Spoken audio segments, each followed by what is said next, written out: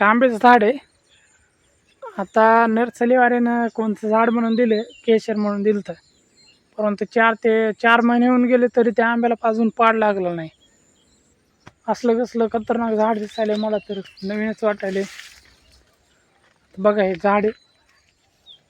भरपूर आंबे आहेत परंतु पाड लागला नाही आणि आपल्याला अजून ह्याची टेस्ट कळायला नाही. कसा आहे आंबा, गोड गोड आहे का?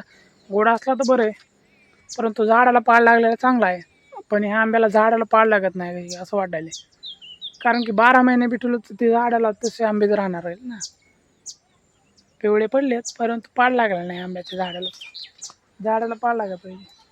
आता आपल्या गावरान झाड होतं, त्याला नंबर 1 पाड वगैरे लागला आणि आंबे पिकले पण आणि संपले पण. आता हे बघू शकता कलमी आंब्याची अशी आहे बोंब.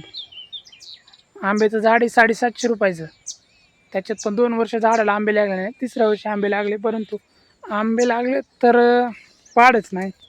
आणि आंबा बघायला गेलं तर असं वाटेल की खतरनाक आंबा आहे, कसला कोणत्या जातीचा आहे की आंबा. वास थोडंसं वेगळंच येईल. आता ह्याला पोतेमध्ये मी भरणार आहे. आता हे पोतं आणले, पूर्ण आंबे पोत्यामध्ये टाकतो आणि बघतो पिकत येत का नाही. असले फसा वगैरे नर्सरीवाले करते. खरंच तुम्ही पण झाडं लावताना एक थोडंसं खात्री करून आणायचा. आता आम्ही फसलेले आहेत, कारण की अजूनही झाडाला आंबे तसेच आहेत.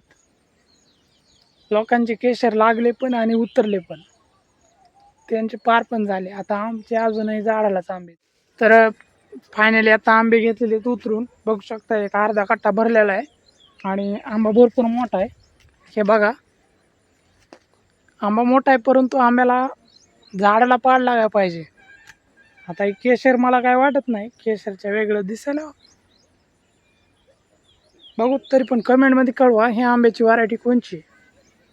आता एखादा दुसरा वरती राहिला असेल, ते काय हाताला येणं गेलं आहे. आता बघू, त्याला घरी पिकवतो पाचटामध्ये.